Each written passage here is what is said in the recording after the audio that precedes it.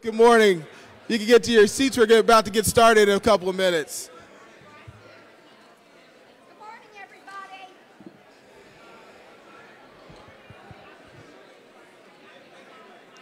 Good morning, Pennsylvania Democrats.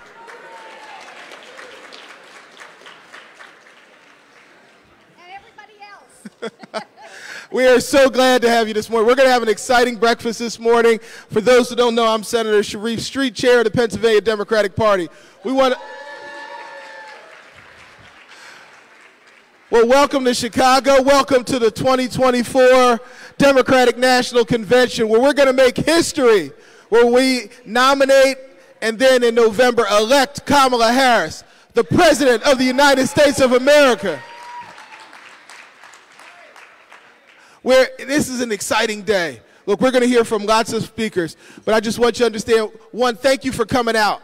We know this is a long trip for many folks, and we appreciate your coming out. Secondly, thank you for the work you're doing back home. Whether you're in a small red county with a lot of land and not so many people like my friend Commissioner Bozel, who's been knocking on doors there, where you got to drive a long way to find a door to knock on.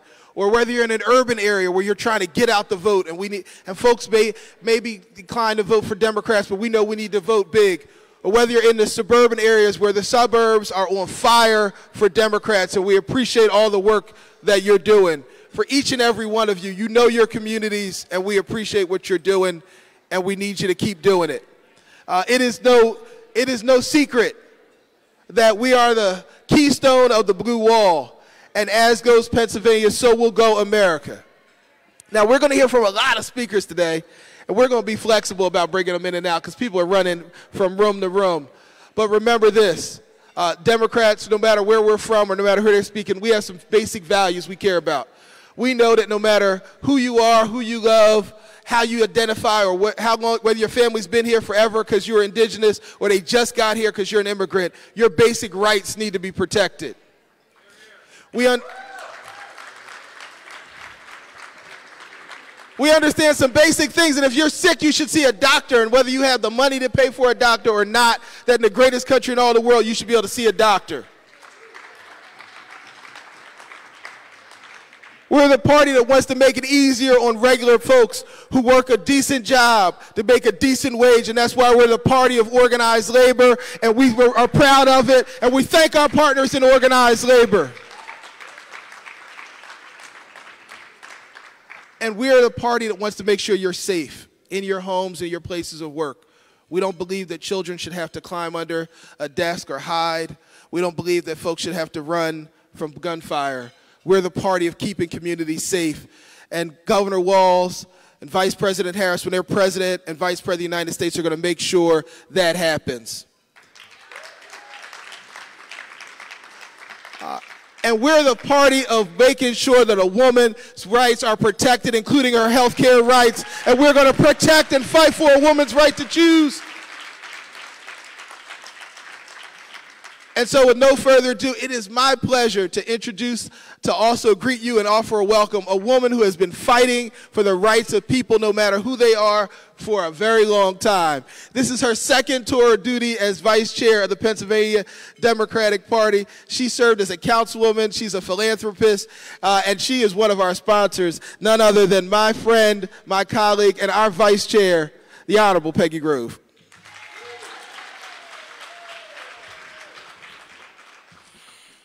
First of all, I'm a woman, and a mother, and a teacher, and a businesswoman, and a person who is an entrepreneur and have been for a long time.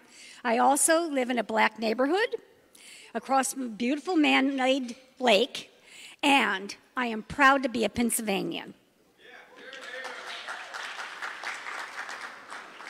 And we have an opposition who doesn't think that a woman can be more than one thing. Obviously, they've never been a woman. Women oftentimes have to carry the mantle of many different roles at the same time. They've been used to balancing balls, and not those other kind of balls, but balls in the air to keep everything going in the right direction. And Kamala is unbelievable. I mean, she is the best kept secret of this party, is she not? When her feet hit the ground, 36 hours later, we had so much money in the pot. It was unbelievable. The dam broke. And I went to the grocery store, actually to Dollar General, and got some food for my cat who is in palliative care. And he got to have butter if he wanted butter, ice cream, whatever he wanted. Anyway, there was a little boy standing there, and he said, "Can I help you?" And see, he got something down off the bottom shelf, and he was all smiles. And his mom was smiles. That's the first time I've seen smiles on anybody that I've just bumped into. Everybody has been, you know, fear is a really powerful emotion. But you know what's stronger than fear? Hope. Hope. Hope. And Kamala has brought us hope. And we can do this. Look at what she has done in this short period of time. We can carry her the rest of the way. Absolutely. Every single one of you have the opportunity this week to learn some skills and some techniques, etc. For if you go to the caucuses and some of the other meetings, the luncheons, etc. There's something to learn from your fellow Democrats as well as the leadership and all the other people, even the people here from Chicago. Chicago has housed more Democratic conventions than at any other city. The last time I was here for a convention was in 1996, and that was for Bill Clinton and Al Gore. And I had the honor of being in the entourage for Catherine Baker Knoll, who was the no, she wasn't lieutenant governor yet. She was treasurer of Pennsylvania. She was a good friend of the Clintons. And the day she was asked to speak, you talk about handling things as a woman, her significant other died that morning. And she still spoke that evening, and flawlessly. That's what women do. That's what we're capable of doing. Not that men are not, but men have a little hard time finding things in the refrigerator without a woman's help. They have a little hard time getting to all their dental appointments, etc., without either their mother or their wife's help. So I will say that women fill in the gaps all the time. And this woman is spectacular. We only are just getting to know her. This week you'll get to know what her platform is. And you'll also get the opportunity to meet a whole bunch of other people that are supporting her. The Obamas are going to be here. The Clintons are going to be here. The Bidens, of course. And Biden is going to be speaking tonight, and we're going to all... I have my pin on for 46. That was his year of his term of presidency. And if you have any buttons or anything to wear tonight to be supportive of Biden, tonight's the night to do that. Also, stay hydrated. Wear comfortable shoes. Bring an extra jacket or some kind, because when we were over at the United Center yesterday, it's chilly in there. Now, the more people that go in there and the more gab, the gift of gab that we have, it'll heat up.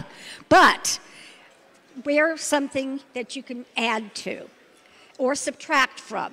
So if you have a jacket and a blouse, that's good. Bring water, because water is not always available, so bring yourself a bottle or two of water. And in the morning, each morning you'll be getting credentials, and you need to come to this meeting every morning to listen to Mitch, who's going to be on next to tell you all about all the things today, things that changed as far as room numbers or anything like that, etc. Mitch Cates is our fantastic executive director. We could not have had this convention without him. And he's one of my best friends. So here's to Mitch.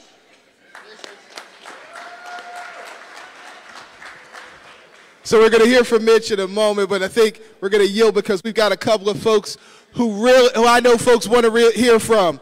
Well, listen, when I became vice chair of the party, Pennsylvania had a distinction, a dubious distinction, that we didn't have any women in our congressional delegation. But in 2018, we elected not one, not two, not three, but 4 fabulous women to the United States Congress. And they are part of a group of folks in Congress that have been setting the world on fire. In 2022, we went from having, back in 18, only 5 out of 18 members of Congress be Democrats to 9 out of 17, and for the first time in almost 100 years, a majority of our delegation were Democrats. And so with no further ado, I'm going to introduce one of our fabulous women representing us in Congress, who is doing great work, who turned the seat from red to blue, who's taking on the challenges that this country needs. My friend, my colleague, the Honorable Congresswoman Chrissy Houlihan. Thank you, everyone, and I stand between you and our awesome, awesome governor, so I will be very, very brief. My name is Chrissy Houlihan, and I do have the privilege of serving in Congress, our 6th congressional district, so if you're Chester County or the lower part of Berks counties, shout out to you guys. And I am lucky enough, as Sharif mentioned, to be serving in my 3rd term. But I'm going to be talking to you really briefly about something you probably didn't think that was going to come up today, reading and literacy. Some of you know that I spent some time at Simon Gratz teaching high school chemistry.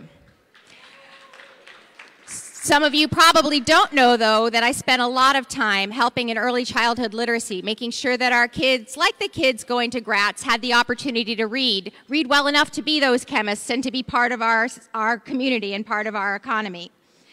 So literacy and reading has always been a huge passion of mine. You probably don't know that I was a Navy kid, moving around almost every single year with my dad, who is in the Navy, and my mom, a Navy wife. And every single year, our scenery changed.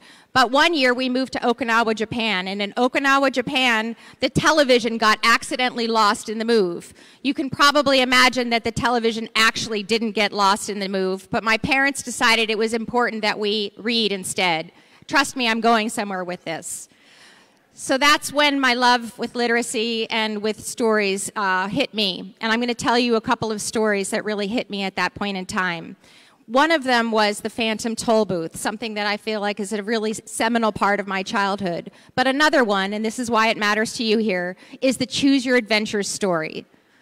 Today, you begin your own Choose Your Adventure story here at this conference. You get the opportunity to choose where you're going, who you're talking to, what conversations you're having, who you're meeting, because you have 78 days to make sure that story ends up well, to make sure that story ends up with a happy ending. One of my least favorite endings or stories has to do with Voldemort, and we want to make sure that he who shall not be named never comes back for another day in office. So as I mentioned, today begins your own Choose Your Adventure. Imagine the stories that you will be able to tell after this and who you will be able to make a difference with, particularly back in Pennsylvania. I'll end with a final story, one of my favorite ones, Harold and the Purple Crayon. It's a story about a little boy with a purple crayon, and he draws his own story. He draws his own environment, his own surroundings. This is a particular favorite story for me because we in Pennsylvania live in a purple place. We live in a not red place, in a not blue place, but in a purple place. And so it's our job to use our purple crayon and make sure that we create the story that we want and finish the story the way it needs to end, with Kamala Harris in the White House. Thank you very much for the opportunity to speak with you, and I yield my time to the great governor.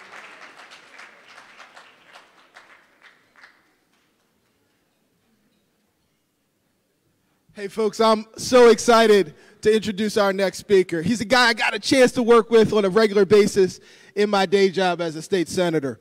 I want to tell you a little bit about him, and I think you already know who he is. But this is a man who in the Commonwealth of Pennsylvania, in his first 2 budgets, has put more money in education than any governor in the history of Pennsylvania. He shepherded in our largest increases in public education. This is a guy who, as Attorney General, along with Attorney Generals like our Vice President Kamala Harris, took on the big opioid companies. He didn't scapegoat people walking across the border in backpacks. He took on the big opioid companies and brought in billions of dollars and made them stop pushing Oxycontins and fentanyl into our communities. He's a guy who delivers. He's a guy who every day gets up to make sure things happen. And guess what? When the 95 bridge collapsed and people said it was going to take months to get it done using all union labor, he took a job that was supposed to take 5 or 6 months and got us open in 12 days. I'm going to introduce our governor, a guy who's coined the phrase in Pennsylvania, Dad, I'm sorry, but the phrase is, we get shit done. The governor of Pennsylvania, my friend, Josh Shapiro. Thank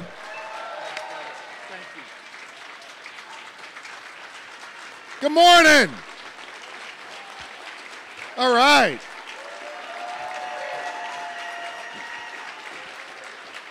Thank you, Pennsylvania.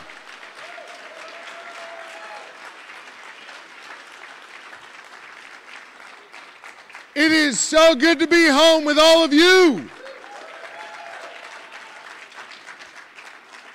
Let me begin by saying a word about our chairman, Sharif Street, who not only does a great job leading this party, but the progress that we have made, some of which he cited, he has been a meaningful partner in that progress. And when we get him and Jay and Vince 3 more seats in the state Senate, he'll be an even more powerful partner. Thank you, Senator Street. It's good to see all of you. You know, I just came from the Arkansas delegation where I had the opportunity to say a little good morning to them. And you know, I mentioned that the Commonwealth of Pennsylvania has a whole lot of letters in it, but we really live by 3 letters in Pennsylvania. You're laughing. You know what those letters are, right? We focus on GSD, getting stuff done for the good people of Pennsylvania. And I want you to know that the reason why we do that is because I've listened to the good people of Pennsylvania. And the Pennsylvania principles shine through no matter where you are in rural, urban, suburban communities. And I know we got a bunch of elected leaders here who understand this in their core, including our great speaker, Madam Speaker Joanna McClinton.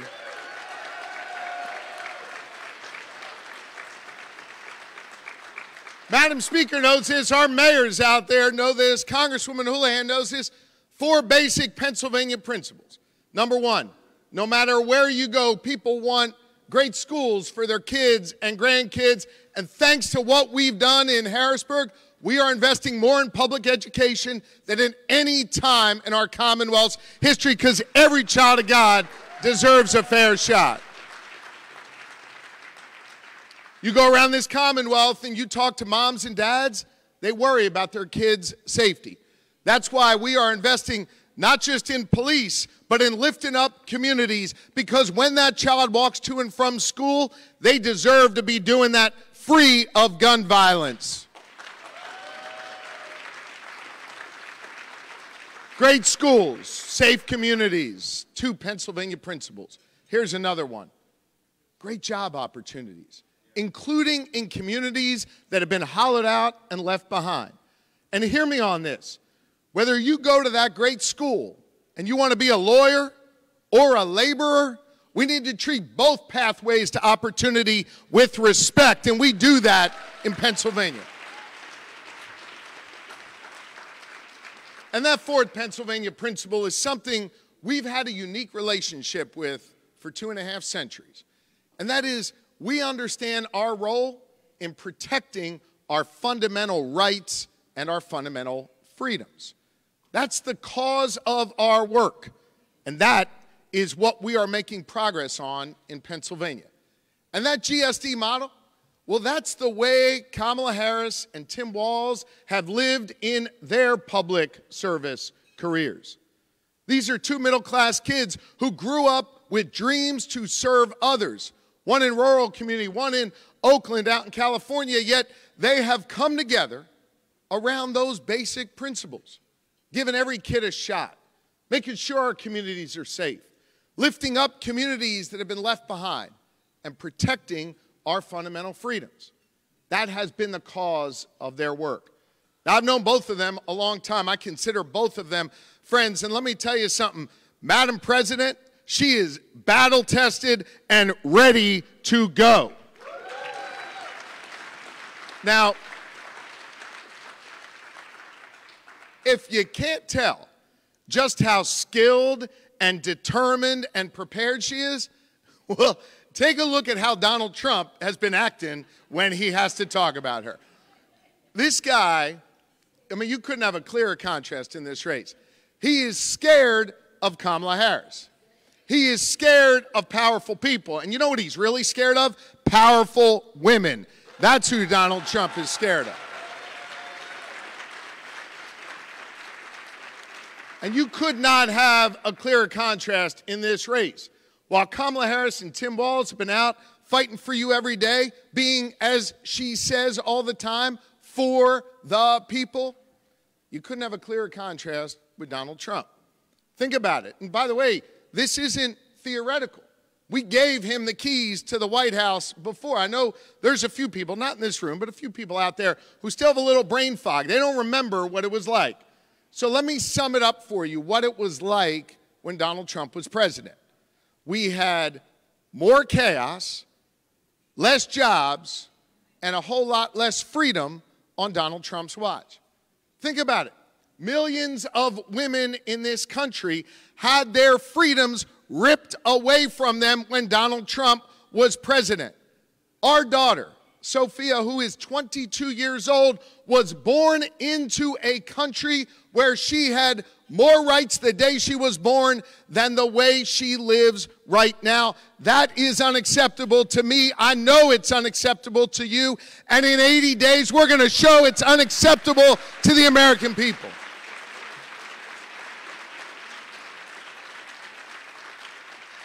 We got a clear contrast in this race, and we can't go back, and we are not going back to Donald Trump and his chaos.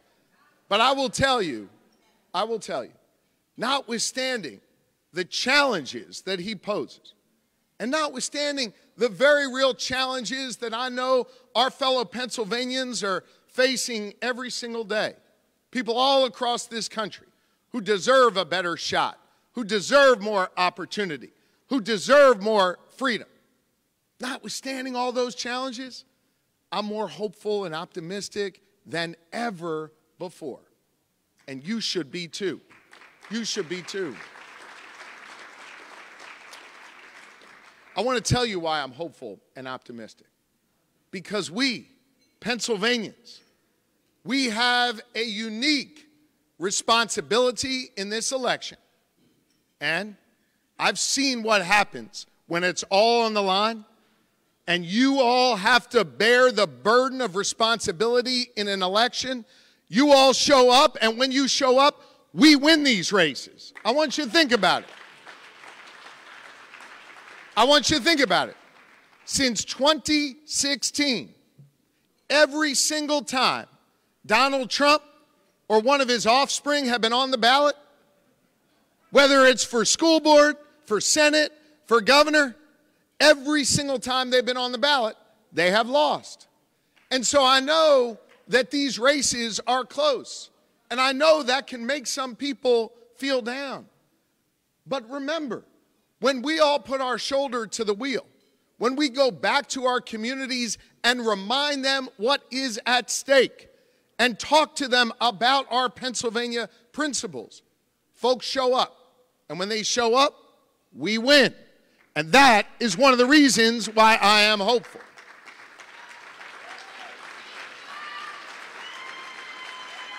That's right. Let me tell you the second reason why I am hopeful, why I am optimistic. Because we've been doing this together for 248 years. I want you to think about it for a moment. 248 years ago, in the city of brotherly love and sisterly affection in Philadelphia, we came together after declaring our independence from a king, and by the way, we are not going back to having a king lead us in this country. We're not going back. We are not going back. We are not going back. After we declared our independence from a king, then we gathered later in Philadelphia and we set in motion the greatest experiment in democracy in the history of mankind. And when one of my predecessors, Ben Franklin, walked out of Independence Hall, he was greeted by a Philadelphian who asked him, "Do we have a monarchy or do we have a republic?" Franklin looked at that Philadelphian and said, "We have a republic if you can keep it." The reason I'm hopeful and optimistic is because over the last 248 years, we have kept it. When it's all been on the line, when we've been writing those chapters in our American story, every single time, we've grown more just, we've accrued more freedom, and we've stood up for what is right.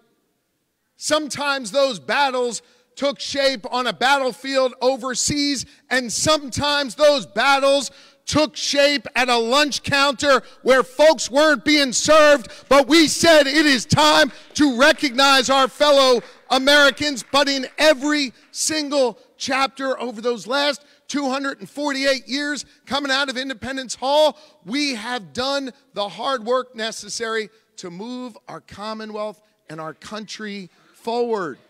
And so, my fellow Pennsylvanians, that is why I am hopeful. That is why I am optimistic, because of all of you. This election, there's going to be a bunch of names on the ballot. And I'm certainly going to be pressing the Kamala and Tim one. Well, only once, but I'm going to press it really hard. But in many ways, this election isn't just about those names that are on the ballot.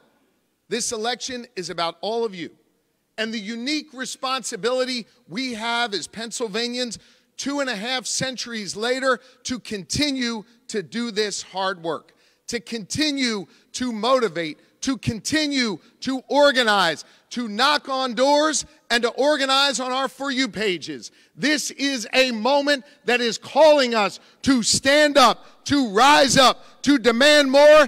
And my fellow Pennsylvanians, I know you're up to the task, so are you ready to get to work? Let's elect Kamala Harris and Tim Walz, the next leaders of the United States of America, and continue to stand up for freedom, for rights, for democracy. Let's get it done. Thank you all very much. I love you guys. Thank you.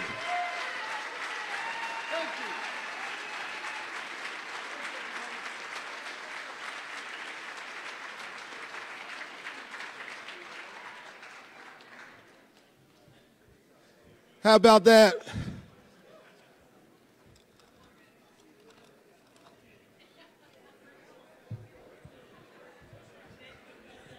So, folks, we're just getting warmed up, and the governor definitely knows how to warm up a crowd. Look, the governor did all those great things in Pennsylvania, but he didn't do them alone. He worked with a legislature, a divided legislature, where the Republicans have a narrow majority in the Senate, and Democrats have a little teeny-weeny majority in the House. Now, in Washington, they said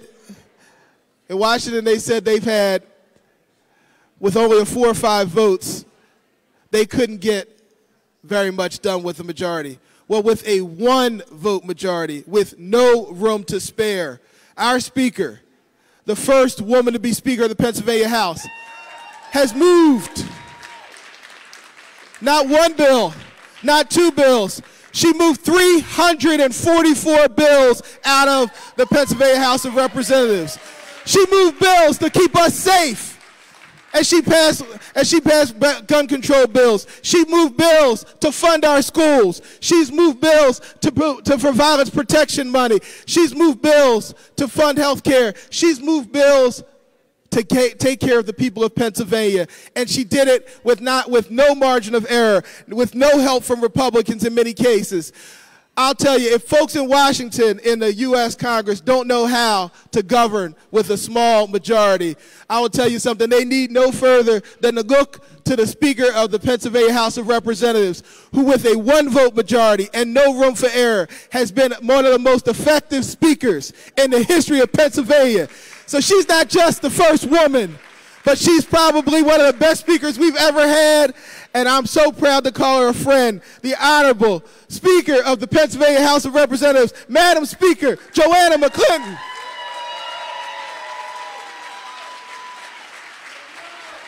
Thank you.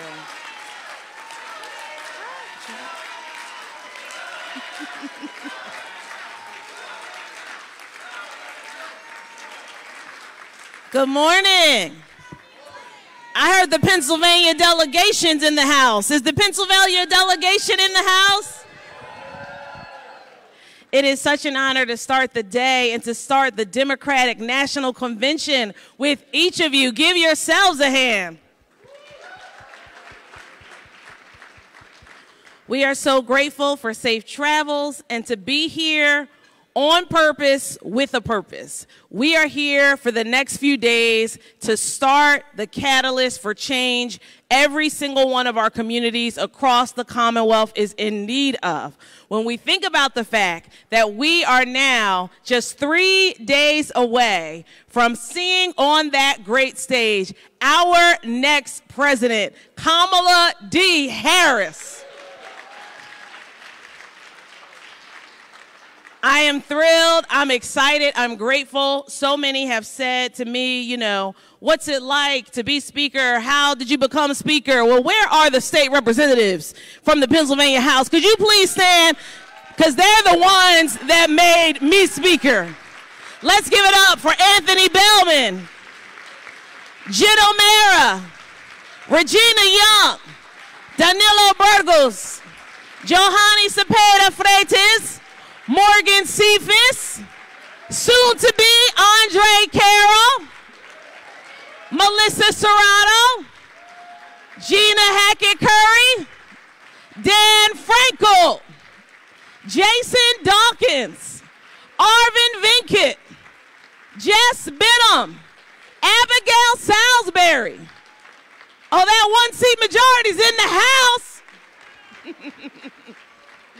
I'm so grateful to my colleagues because they are the one who gave me the ability to not only represent our caucus, but the institution.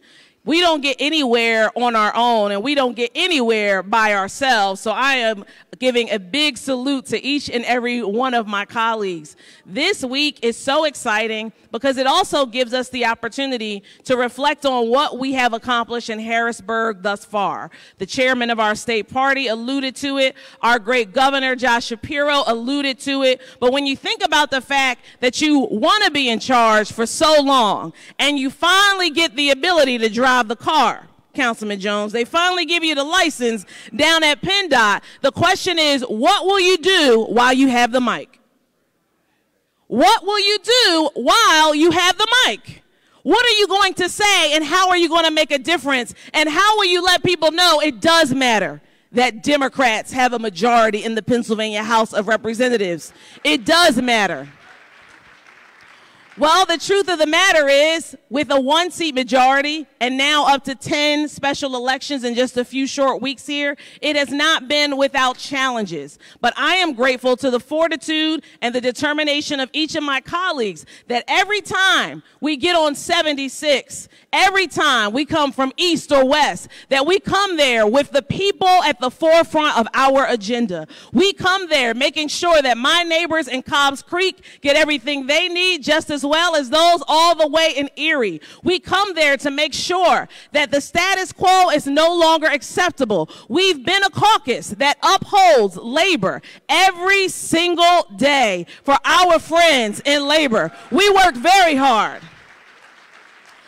Among those 400 plus bills, many and dozens of them are worker friendly and pro-worker, because it wasn't long ago in Harrisburg that they were trying to make the Commonwealth a right to work state. When we come there with purpose, what we do with our opportunity is we make sure that we're saving the planet for future generations. We've passed legislation that is good for our environment, good for new energy. We've come there with purpose and determination to help each and every one of our children who have been in school districts for so long that were severely underfunded for generations. There's no way the choices my mother had to make in the 1980s should be what mothers in 2024 are thinking about. So not only have we invested in schools, not only have we made every effort to fairly fund these schools, not only do we have new and innovative things like the Pennsylvania Black Maternal Health Caucus,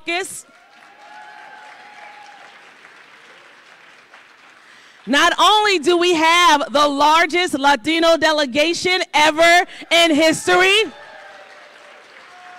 not only do we have the largest Asian American delegation in history,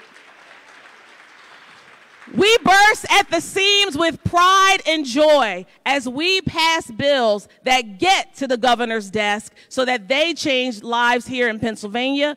But most importantly, this week, we are fired up and we are excited because Donald J. Trump has no idea what's coming.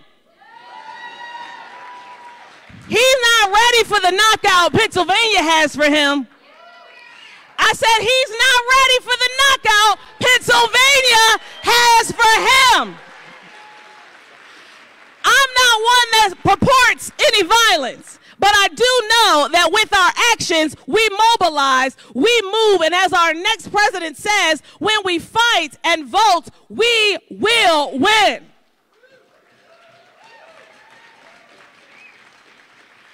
And so as we're fired up at this convention and as we hear all the great speakers, not only this morning but throughout the week, we're here with purpose, on purpose, but we have tons of work to do in our communities. I'm looking across this room and I see my friends from all over the state. But we have to know beyond our social media, we have to put our sneakers on. We have to put our sneakers on. We have to go in our circle of friends and our circle of people we haven't met yet, and we have to take the fire that we have in Chicago, march it all the way back to every corner of the Commonwealth, because we've only got 80-something days to deliver democracy. We've only got 80-something days to deliver women's rights. We've only got 80-something days to deliver the future of a nation that the next generation that doesn't have a right to vote yet needs each and every one of us to make sure that we take care of it for them.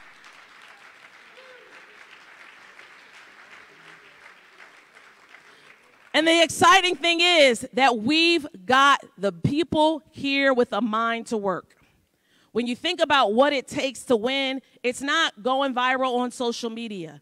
It is finding the people who previously were apathetic to voting, the ones who said it doesn't matter. Why do I have to participate? Every 4 years, it's the biggest election of our lifetime. But we've got the fire, and we're going to take it home so that those folks know this election is different, and it's absolutely imperative not only that we win, but that we win big.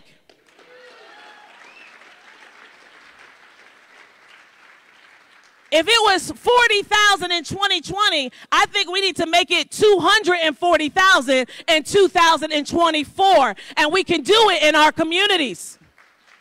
We can do it in our friends. We can do it with our kids' friends. We can do it with the ones that are going off to college. We can do it by going on the campuses all across the Commonwealth. We can do it by going into senior centers and making sure everyone is registered to vote by mail and that they know when early voting starts in Pennsylvania unofficially that they have a plan to get to one of those sites and go ahead and cast their ballot in a time where everything that we hold sacred is on the line. You say, why would you care? Well, I'm certain that Ben Franklin did not see me from Southwest Philly ever coming to the rostrum to get a gavel. So I care. I care greatly. I care for the next woman speaker. Oh, because there's another one coming after me. I might be the first, but I will not be the last. I care greatly for every single one that thinks that American government doesn't care about them. Oh, this room cares. This room cares. This room is one that's representative of many communities that think that no one cares about them, or no one goes to work in a city hall or a state capitol or the United States Capitol, Congresswoman, and cares about them. But we are the ones to be living proof that your vote matters. It's consequential, and that when we put all of our votes together and all of our values and shared principles together, we can change the world. There's nothing we cannot achieve collectively. We can do it. And I'm so excited that on this great day here in this beautiful city, we know why we're here and we know what we have to achieve. And when we get home, we're not taking one break until November 6th. I said, when we get home, because I knew some of you all are on Travel Zoo, when we get home, we're not taking one break until November the 6th. We got to put it all on the mat. There won't be any, oh, we came so close. I said, there won't be any, oh, we almost had it. There won't be any, oh, we were just a little shy. Everything that we care about is on the line. So we are going to work with that type of purpose and intentionality. And the fire we have in Chicago, we're not going to let it get lost in the airwaves on Friday when we go home. We're going to take it to every one of our communities, and we are going to win. Thank you. God bless.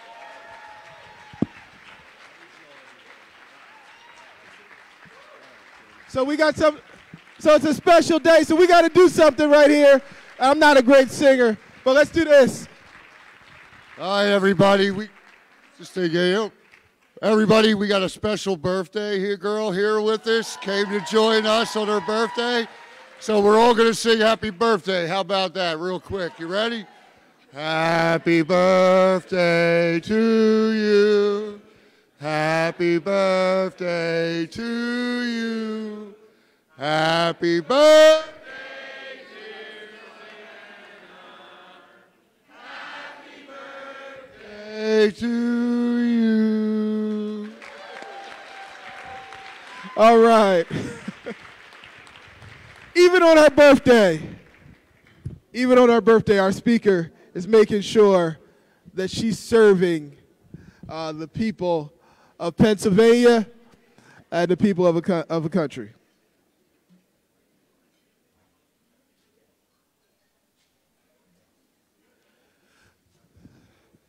So, look, there's a few things. One, there's a special guy who wanted to be here with us, but his health didn't allow it. Let's give a hand in abstention for former DNC chair, former governor of Pennsylvania, former mayor of Philadelphia, Ed Rendell.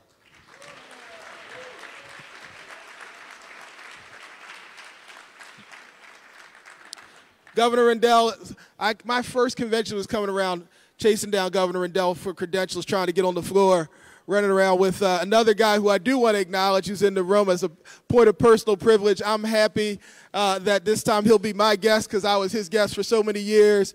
I would acknowledge the former council president and mayor of the city of Philadelphia, my dad, John Street.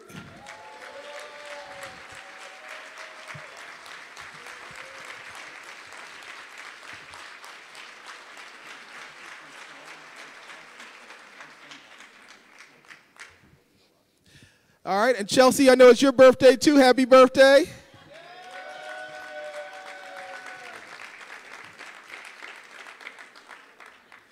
All right, so we got a bunch more big speakers coming up, but we do need to let you know what's going to be happening today.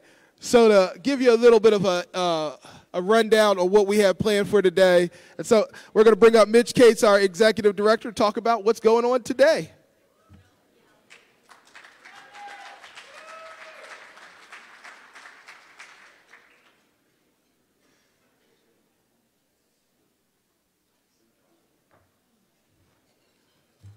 Good morning, Pennsylvania. You guys have some fun last night? Having fun so far? All right, you are going to get a whirlwind of speakers in the next 4 days, and it certainly started this morning with our governor, who is always fired up, and he's certainly leading the charge on the GSD movement right in Pennsylvania. Because what do we do in Pennsylvania? We get shit done. All right, so I'm here to remind you that after the conclusion of the breakfast, you know, there's going to be shuttles that are going to run over to the McCormick Center. Y'all should have got one of these program books that I swiped off of a table. In the booklet, it has the schedule for the week. So there's events going on during the day at the McCormick Center. There's also, everybody has been blasted on Signal. You're getting the messages about that website that we put together with a password protected. Make sure you hit that, because as things get added, we're putting it on that website, because this is already printed and we're not printing more, all right? And then afterwards, you come back here and there'll be shuttles that take you out to the United Center. One of the things that we want to encourage is for you to make your way to the United Center as early as possible, because there's going to be a lot of different speakers, and at some point there's going to be certain speakers that are going to show up and they're going to shut the United Center down. Right? And you know what I mean by that. So make sure that you get to the United Center, get through security, and get to your seats. And by the way, if you haven't seen it, Pennsylvania has really good seats.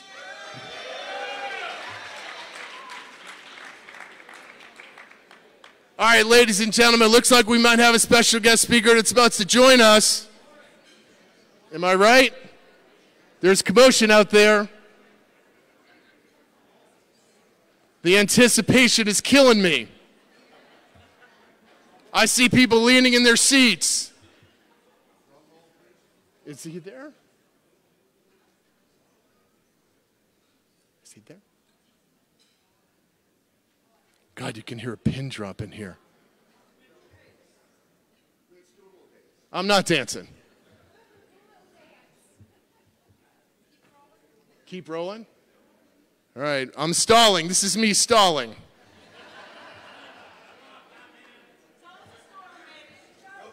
Tell a story. No, come on now.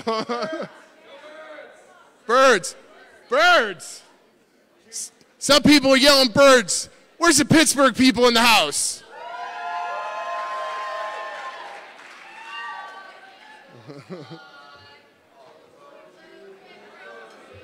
Go. Ladies and gentlemen, welcome to the arena. No other than Coach Walls.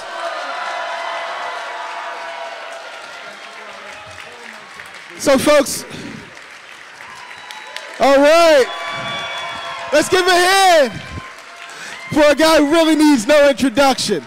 A man who's helped to re-energize our party. A guy who's keeping people safe. And I want you to understand something. This is an important message. The other side and the other ticket, you know what? They've made fun about gun violence. They've made fun about the fact that they've got guns. What did he say?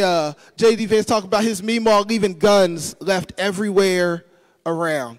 He said she lost 14 loaded guns. When cities like Philadelphia, like Minneapolis, and across the country, people die from gun violence. And this is a guy who has done something about it. This is a guy who signed a ban of assault weapons and made weapons of war. Weapons of war that on July 21st, 2021, July 4th, 2021, you know, in a mass shooting in Philadelphia where we lost a nephew. This man makes sure that doesn't happen to families. He doesn't joke about it on TV like J.D. Vance.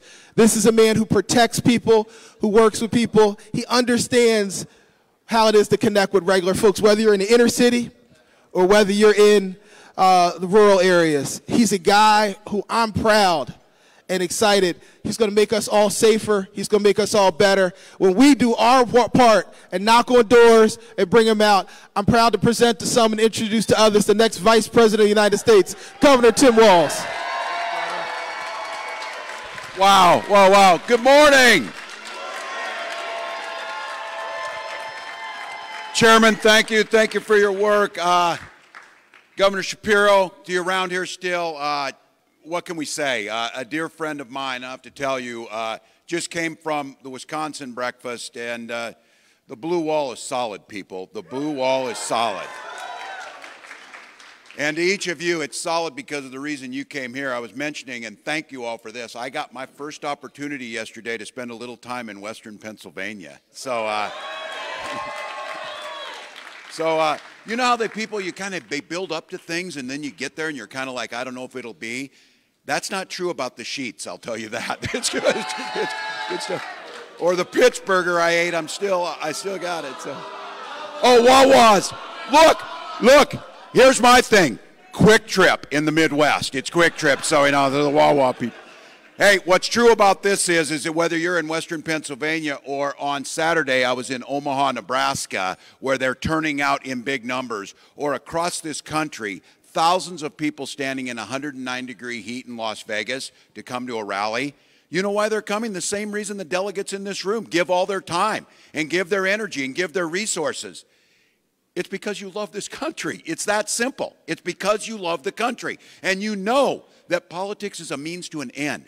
And that end is a better, more just society where everyone's included and everyone gets an opportunity.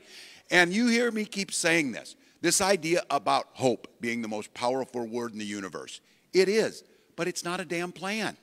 You've got to plan to win. We've got to plan to make a difference. And I just want to say this about the Pennsylvania Party. They just handed me numbers this morning. Since Kamala Harris assumed the role as our presumptive nominee, which you will make our nominee in this week, you've had 48,906 new volunteer signups. You've completed over 28,000 shifts. You have made 621,590 phone calls as of last night. And you've knocked on over 90,000 doors. The leadership of this party is getting people out. Vice President Harris, as we said, is bringing back what we all know. This politics can be not just against something. We know what the threat is from them, but about a positive future. And this idea that politics can be done with joy and kindness and decency, and you can do all those things and still beat the hell out of somebody at the ballot box. You can do all those things. Talking to a group of high school football players yesterday, they know that it's not that different. You work hard, you plan, you practice, you execute. And then at the end of the day, you leave it all on the field. And you come out ahead, you're celebratory. And you go over and shake the hands of folks who work really hard too. That's not that different, and it's not a cliche. Football can be like that. Life can be more decent. And I said, for all of us, we know what we're hungry for.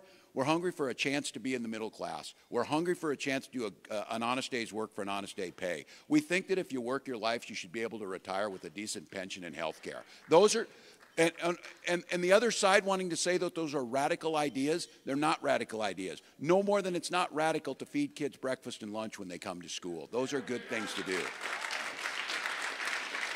And you just heard the chairman say this. Look, I've hunted and owned guns my entire life. I spent 24 years in the military, and I'm damn proud of that service. And so we, just like in Pennsylvania, we believe strongly in the Second Amendment, but we also believe in common sense gun legislation that you don't need automatic weapons on the street. Those things don't make any sense. And those folks across rural Pennsylvania, they know that too, because we keep talking about freedom, freedom to make your own health care decisions, freedom to read your own books, freedom to send your kids to school without them being shot dead in their classroom. Those are freedoms too. And so you get it. You know what's in front of you. The one thing about this is, and I just keep saying it, we got 78 days. I keep stressing this. Think what you can do for 78 days. You can do anything for 78 days.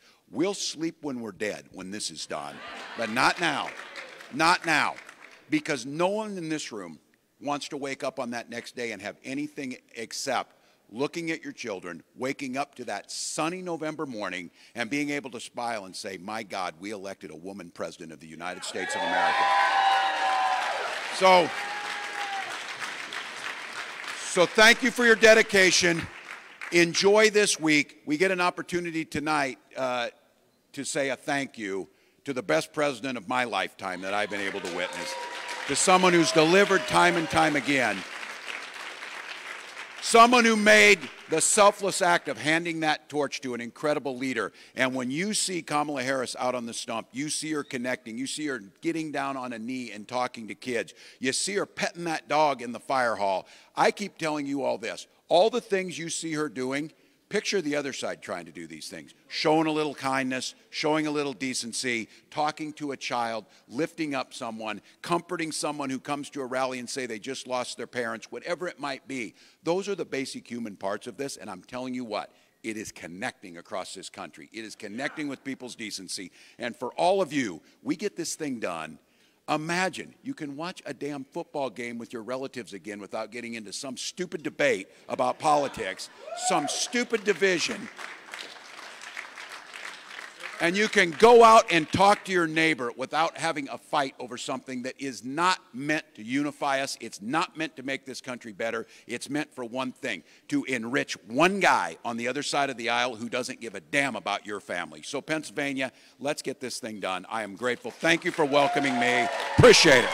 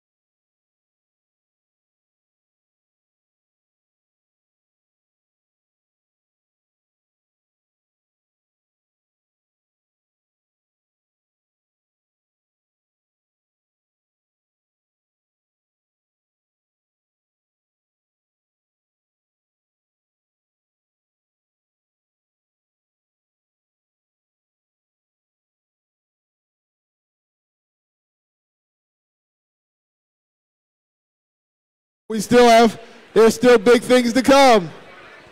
It's not over. Pennsylvania Democrats, we're not done yet. I know there's excitement, but we're not done.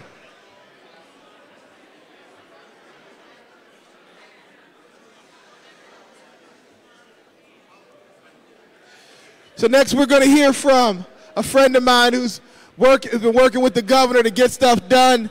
He's a guy who has been fighting to make our community safer since he first came in. He's a guy who's been crisscrossing Pennsylvania to talk to regular folks. And guess what? I think he's one of the only millennial lieutenant governor in the entire nation. The youngest lieutenant governor in the entire nation, my friend, the Honorable Austin Davis. Pennsylvania Democrats, are you fired up? Are you ready to elect Kamala Harris as our next president? Look, we know how to win elections in Pennsylvania. Are we going to deliver a W for Kamala Harris and Tim Walz? Look, I want to be clear. This election is about so much more than just Kamala Harris and Tim Walz. It's about our future. It's about the type of America that we want to live in. And look, I stand before you today not as Pennsylvania's lieutenant governor. I'm here as the husband to a black woman, the father to a black girl, and I'm here to say that I'm fighting for their future.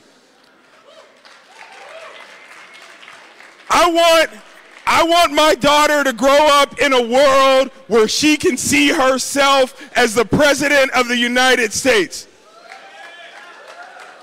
Where she doesn't have to ask whether black women can have a seat at the table, but she knows that black women can lead the table. And look, we've had all these debates on television. The media likes to act like they don't know what Kamala Harris's record is all about. Well, let's be clear. She was the attorney general that stood up for workers' rights when she took on wage theft and prosecuted employers who were taking advantage of workers in California. She was the senator that stood up for real freedom when she fought to protect reproductive health care for all women in America.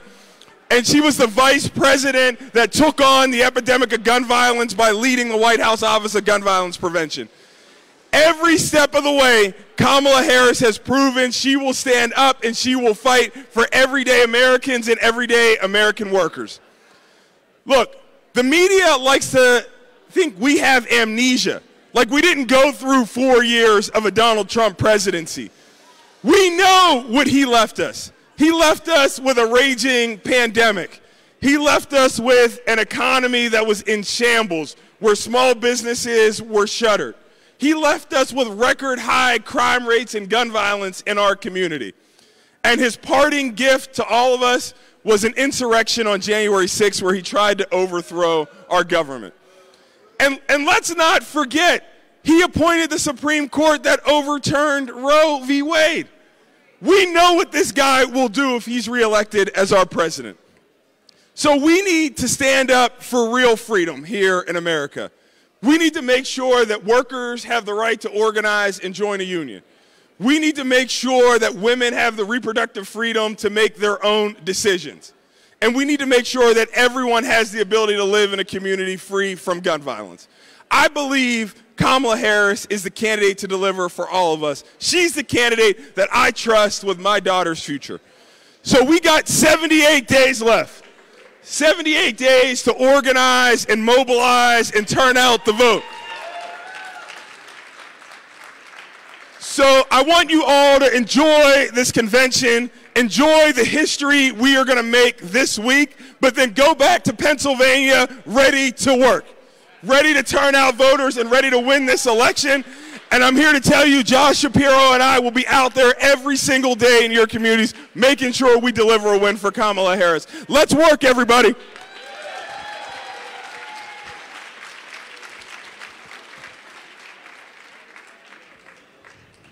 Folks, we're still not done. We got a great lineup of speakers. So next, I've got a chance to introduce another governor. A man who, after the Dobbs decision, and they attacked a woman's right to choose, a man who signed into law a bill to protect women's right to choose right here in the Midwest. A guy who has consistently spoken up and fought for ordinary people. And a guy who's been crisscrossing the country campaigning and making resources available to state parties and helping us get Democrats elected. And a guy who was the governor of a state that put together a great convention. And so I'd like to welcome to the podium a man who's welcomed us all into his state, the governor of the great state of Illinois and a friend of Democrats everywhere, J.B. Pritzker.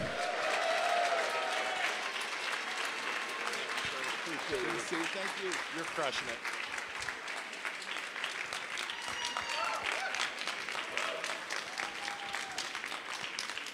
Well, good morning, Pennsylvania Democrats. We love you. Welcome to Chicago. We truly are excited to have you here in the land of Lincoln, the birthplace of Hillary Clinton and the home state of Barack Obama. And this week we get to launch our national candidates, Kamala Harris and Tim Walz, over the next 78 days to victory so that we can get to say the two words we've been waiting 248 years to say. Madam President.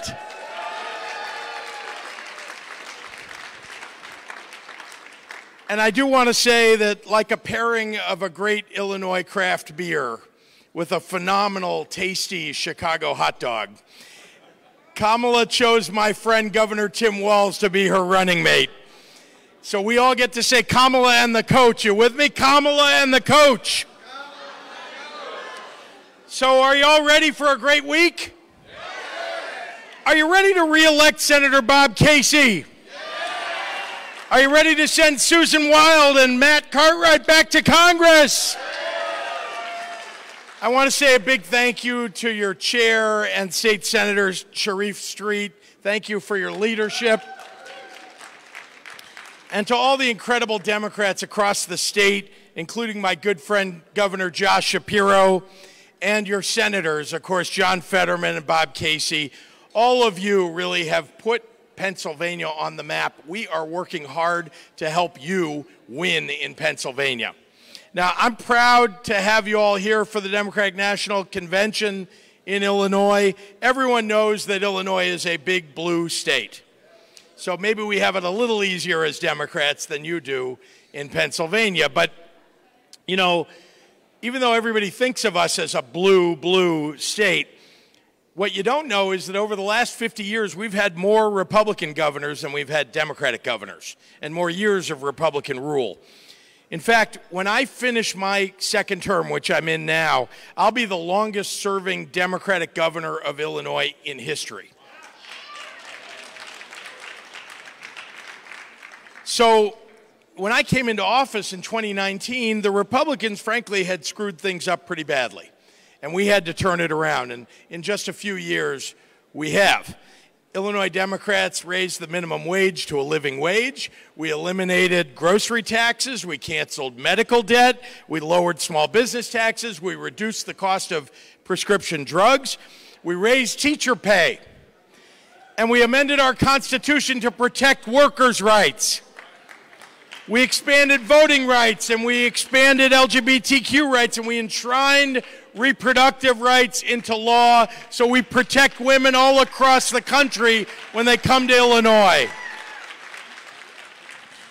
So, you know who voted against all those things in Illinois? The Republicans.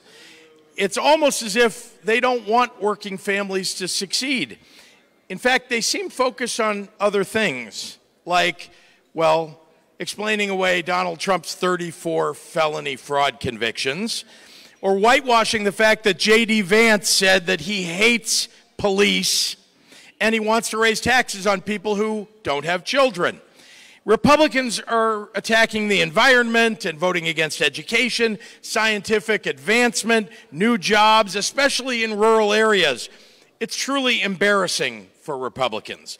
So let me level with y'all. My friends thought I was crazy when I ran for governor of Illinois. Honestly, the Democratic Party was not exactly crying out for somebody like me, a white, Ukrainian-American, Jewish billionaire. I get it, I really do. But I'm a Democrat, and I'm a Democrat through and through because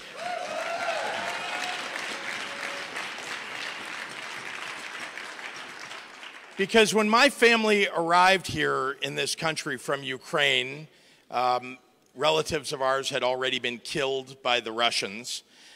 And when they arrived, a social service agency in this state gave them a place to live. They had nothing. And they got a free public education, which everybody in the United States deserves. My dad joined the Navy. He became a crypto analyst listening to Soviet submarine transmissions in the Cold War. My mother was a nurse, and she was an activist for LGBTQ rights, and she was an activist for reproductive rights. And this is in the 1970s when it was hard. And that was a real fight. And I have to say that whenever we accomplish anything in those arenas in Illinois, I think of my mother, who passed away in 1982, but she was a woman who was for societal change well ahead of her time. And much of what I've accomplished as governor has been really in her honor. So call it nature or call it nurture, but those values, fighting for personal freedom, fighting for our veterans, fighting for health care for everyone. We ought to have universal health care, I might add. And the chance for anybody's family to succeed. Well, those are all things that I fight for, and it's how I was raised, and it's what I believe. Those same values, those are the values that define who Vice President Kamala Harris and Governor Tim Walz are. I don't need to tell you that if we fight over the next 78 days, hard, all of us, and especially if all of the rest of us help you in Pennsylvania win your state, we will defeat Donald Trump, and we will help working families all across America. It may be the most important fight of our lifetime, so I got to ask all of you, are you ready for the fight? Yeah. Pennsylvania Democrats, are you ready for the fight? Yeah. Let's go get them. Everybody enjoy the convention this week. Thank you all very much.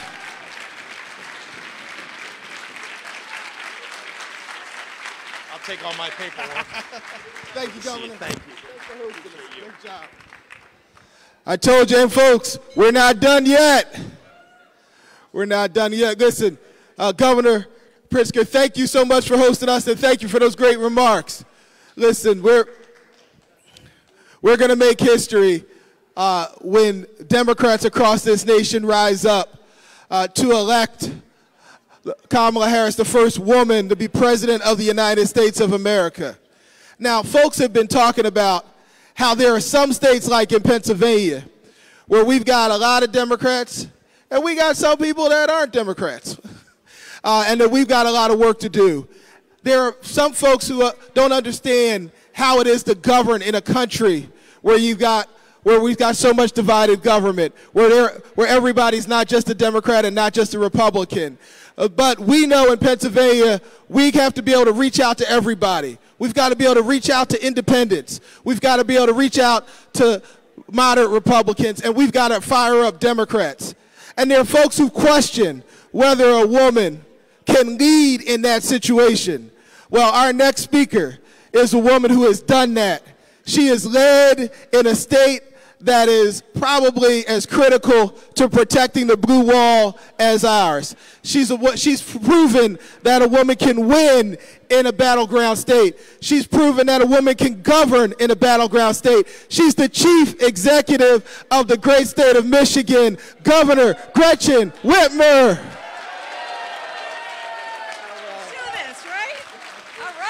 Good morning, Pennsylvania. I know some of you think you're East Coast, but I'm calling you Midwest today, okay? We're all in the Big Ten. What? All right, well, I'll just call us the Blue Wall States. How's that? Can we all agree we are going to be the Blue Wall again in 2024, yes? All right. My friends from Pennsylvania, I am so glad to be here with you. Number one, thank you for electing Josh Shapiro. Absolute phenomenal leader and good friend. Thank you for helping save the world with us a few years ago, right? Michigan, Pennsylvania, Wisconsin. This race, once again, is going to come down to our big states. This race, once again, is going to be decided by the good people of the Commonwealth of Pennsylvania and the good people of the great state of Michigan, right? And we know, what do we know about our neighbors and our friends and our relatives and our fellow parishioners? What do we know about them? They're going to make a smart decision when we get to November 5th. But we cannot assume that. We've got to do the work. It means showing up and knocking doors. It means writing the postcards. It means making the phone calls. And sometimes having a difficult conversation in the grocery store checkout line, right? But the stakes are so high. You know the stakes, I know the stakes, but we got to remind everyone else.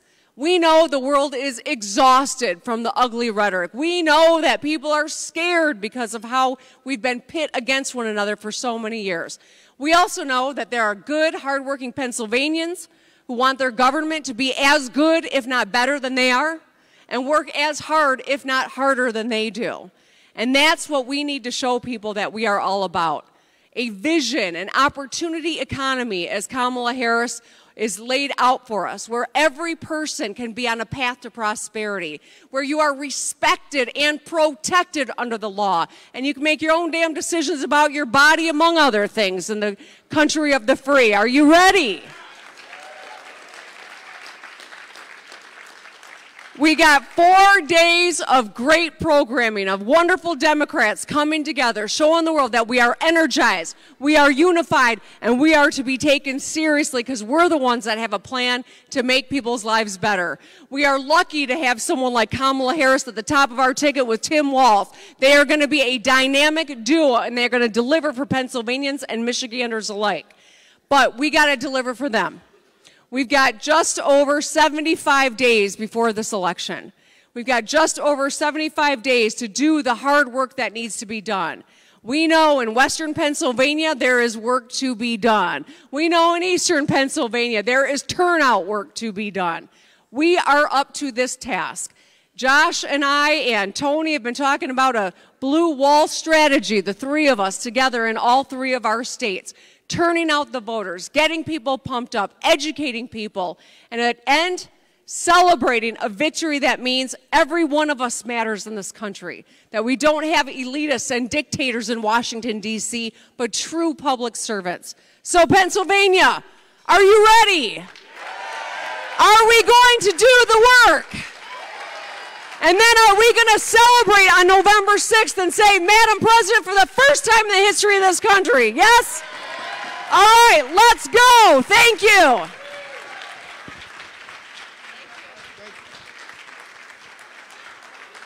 All right. Pennsylvania, Michigan, the blue wall will hold, and Kamala Harris and Tim Walz will win. Folks, we're not done yet. We got more speakers.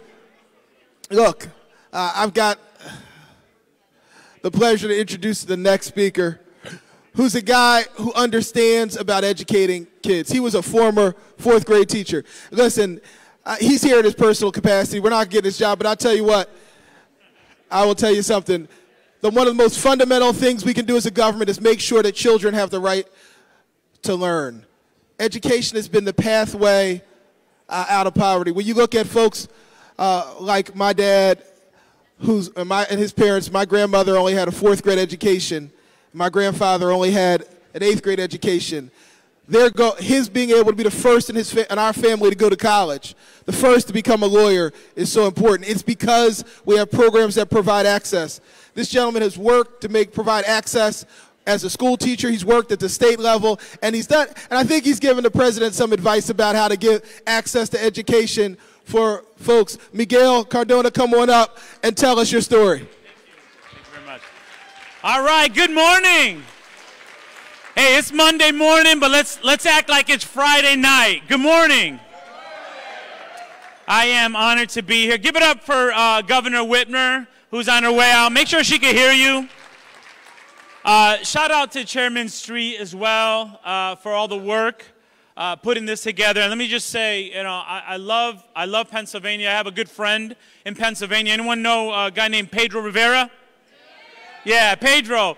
Pedro and I, when we were commissioners in a past life, got to know each other, and I've been to Pennsylvania. I look forward to spending a little bit more time in Pennsylvania in the months to come. It is great to be here. There's great energy. We're here in Chicago to lay out a bold, inspiring, and unifying path forward where all Americans can see themselves, not just some, where middle-class freedoms are secured for the next generations to come. I come from Connecticut, and I know that diversity is a great strength in our country. Yet we have choices to make that are very big contrast. Okay? Any 90s hip-hop fans here? All right, now you woke up. Any 90s hip-hop fans? Yes? Blackstreet, remember that song, The Choice Is Yours? Yeah, you nod like you know it. Let's see if you know it. You could get with this, or you could get with, or you could get with, or you could get with, you could get with, or you could get with. I think you'll get with this, because this is where it's at. Folks, the decision we have in front of us is that clear. You have a team, Harris-Walz team, that's fighting for freedom, for education, for access to health care, for embracing diversity in this country. And then you have a team you could get with that sowed division in our country. I remember being a school principal and walking through the hallways during the school year of 2016 through 2020 and knowing students of Mexican American descent that wouldn't come to school because they were afraid to show up in a public building. Sometimes we have amnesia of what our country was like with the divisive rhetoric. So folks, I'm not going to take long here, but I'm going to remind you, it's that clear. You could get with this or you could get with that. I want us to continue to get to work unapologetically defending democracy, freedom, liberty, and we also need to make sure not only that we get Harris-Walz in there, but that we make sure Democrats up and down the ballot get elected, because we need Congress to act as well. So together we're going to keep fighting. Pennsylvania, I know you're going to stand up. I'm going to stand up with you. Thank you. Have a great week. Thank you.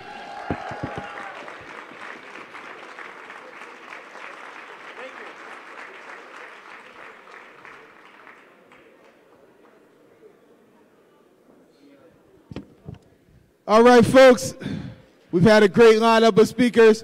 We're not quite done yet. How's the breakfast been so far? Good. We've heard from so many speakers, talked about the right to education, talked about the right of a woman to choose, a fundamental right that needs to be protected. We talked about the right to protect the right to vote. We've talked about making sure that children can go to school safely. Democratic values are what we're here to do, and we're going to make sure that when Tim Walz is the Vice President of the United States and when Kamala Harris, as the President of the United States, make history and are elected, that those things take place, not just for people that live in Democratic areas, but for the entire country. That's what we're fighting for, and that's what it's about. But we've got another speaker that's coming up in just a few minutes. But in the meantime, we want to thank each and every one of you for the work that you're doing, for the work that you've done to get here. We know a lot of folks from Pennsylvania had to, some of you in rural Pennsylvania had to drive 2 hours to get to an airport in Philadelphia or Pittsburgh and then fly here. Or some of you may have been 3 or 4 hours. We understand that the DNC doesn't pay for your room, so we appreciate your paying your money to come out here. And we're not a party that's just got delegates that are rich folks. We know that a lot of folks took their hard-earned dollars, and you worked a lot of hours to get that money so you could be here. And we appreciate you, because there is no Democratic Party without you. There is no winning the election without you. There is no blue wall without you. So we thank you for the work that you're doing. And we want you to know we appreciate you. And this convention is about firing you up, but it's also about recharging your batteries, because for the next 78 days, we got a lot of work to do. We got a lot of doors to knock. We got a lot of phone calls to make. And for those who can, we need you to tweet, text, post. I see Representative Bellman, who's a young guy, and I know that they know a lot about posting stuff on social media and making sure we can engage. But it's important we engage our young folks, because some of them don't know what to believe, but many of them do know who to believe. I see Councilwoman Kathy Gilmore Richardson, who knows how important it is to talk to our young women and make sure that they understand what to believe. It is so important that we do that. It's so important we're engaged, and we get the next generation of folks engaged and involved in the party. And so with that, we're not quite done. We're going to take a brief hiatus, and then we're going to be back up with our final speaker, and it's a big one in just a couple of moments.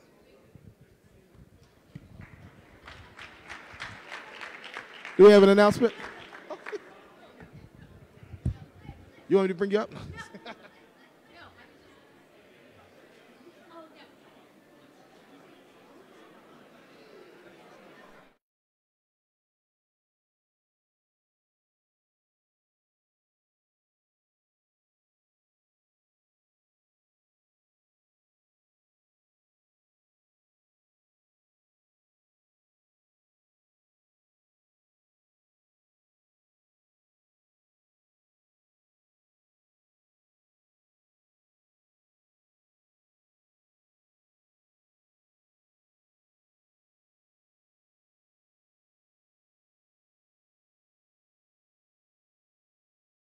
The president, I went to the University of Pennsylvania for law school.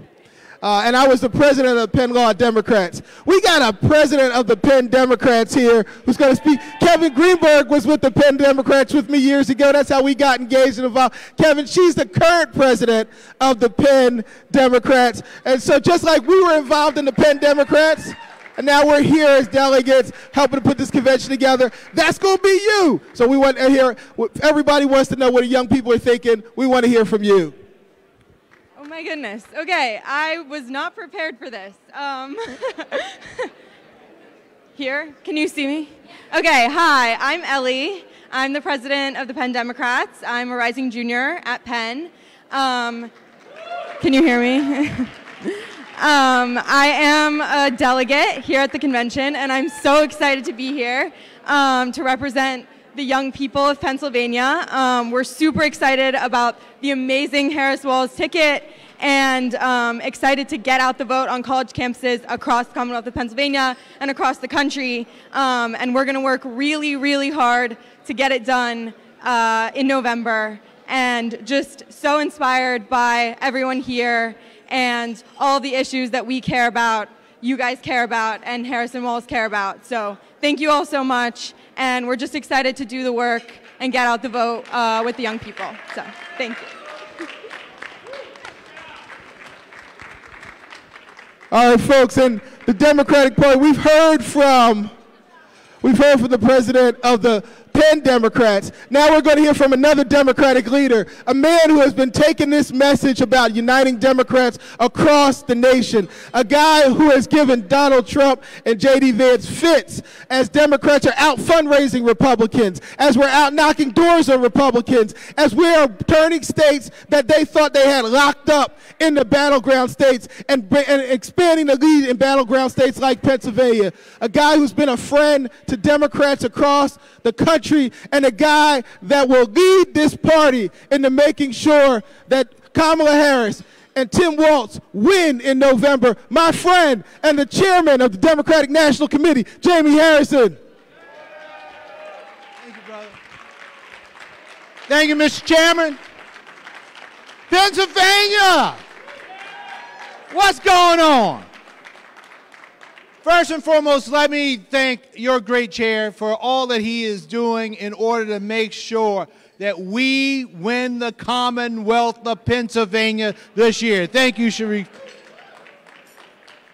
Let me say this. Let me officially welcome you to the 2024 Democratic National Convention in the city of Chicago.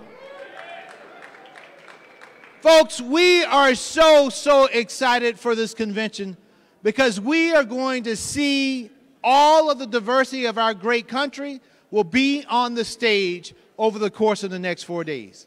The Democratic Party looks like America, and all of America will be represented on that stage over the next 4 days. I want to thank you all for what you are doing in Pennsylvania. I was there and had the fortune of opening up the rally with Vice President Kamala Harris and Governor Tim Walz in Philadelphia. And you know, I've been in Pennsylvania a lot over the past 3.5 years. And I can tell you, I have never seen as much energy and enthusiasm and hope and joy as I saw in Philly just a few weeks ago. You all are fired up and you are ready to win this thing, because I can tell you this, how Pennsylvania goes will dictate and determine whether or not we win the White House once again. And so we need you, Pennsylvania. We need each and every one of you. And this is not an election in which you can sit on your hands. This is not an election in which you can say, well, they got enough money. This is not an election in which you can say, well, they got enough volunteers. Our fundamental freedoms, our rights, the future of this nation is on the line. And it's not just the eyes of the country that are looking at what you do in Pennsylvania. The eyes of the world is looking at what happens in Pennsylvania over the course of the next 2 months.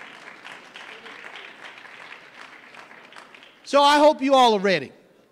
Tonight, we're going to have some great speakers on that stage tonight. We're going to hear from Hillary Clinton. We're going to hear from Dr. Jill Biden. We're going to hear from Jim Clyburn.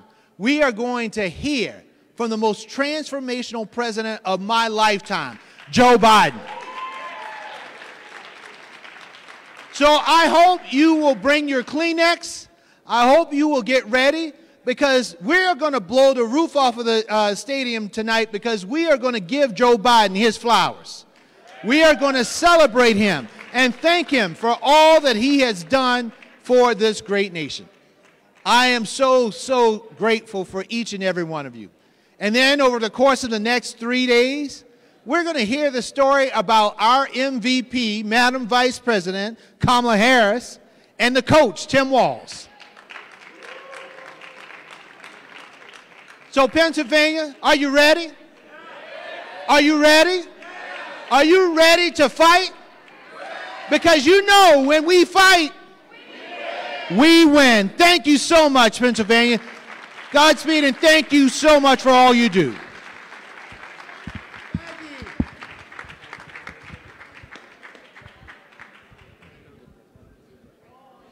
All right. I think, Chairman Harrison, there's a special lady. She's the longest serving Democrat in America. Chairman, if you could go say hi to Angie DG Loretto, we appreciate it. Let's give it a hand for Angie DG Loretto, I think the longest serving Democratic committee person in America. She's 90, I think she's 95 years old.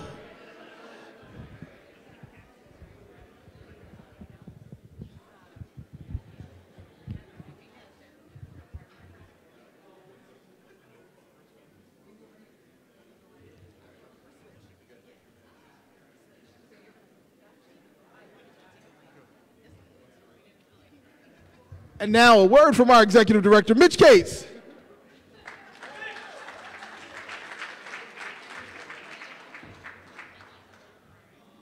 I don't know what's going on here. I wasn't expecting to do this. And the last time he called me up here all cold, I had to introduce Coach Walz. I mean, what kind of day are we having today? Are you guys like out of your mind crazy right now? It's only Monday. It's not even 10 o'clock in the morning yet. We just saw the next Vice President of the United States in this room right now.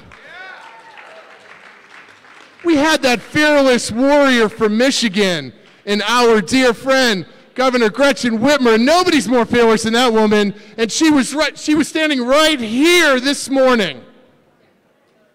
Now, I don't know, because some of these guests have shown up and they weren't on the agenda, but you have to say, oh, hell yeah, let's go. So I'm not sure if there's others, so I wouldn't leave because I'm hearing rumors about other people in this building. So everybody remain calm, right? Stay hydrated, all right? Don't forget to drink your water. It's going to be a long 4 days or 4 weeks or however it's going to feel.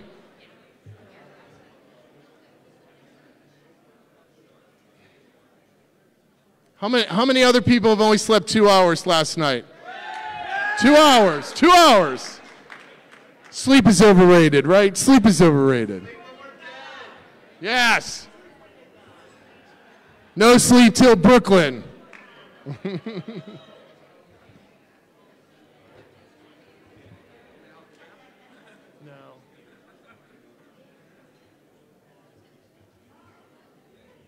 Look at all the hubbub over there in the corner. How cool is that? Chairman Street, Chairman Harrison. Look at those.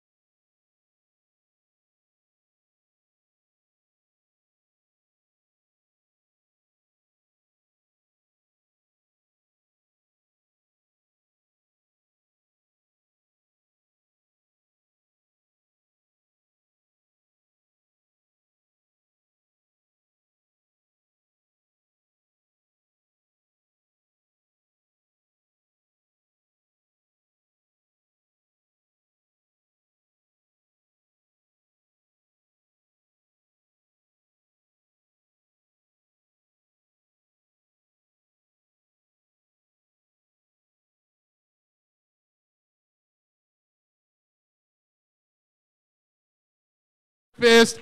I was incredibly proud of how early you all came, 6 in the morning, in line. We got credentials going quickly. We were wicked organized. You guys are amazing. We have a lot of stuff going on during the day. You've got to make your way over to the McCormick building.